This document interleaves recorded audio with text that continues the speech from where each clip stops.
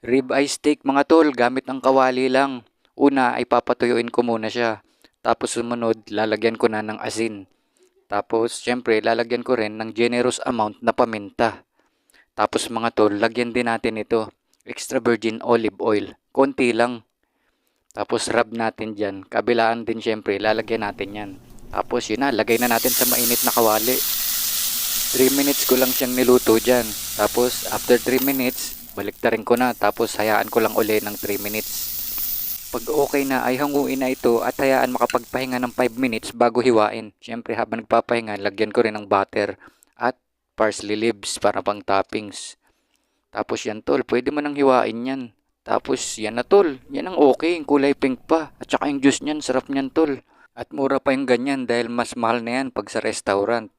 Nutrition is simple when you're cooking your own food. Wake the fuck up! Yummy!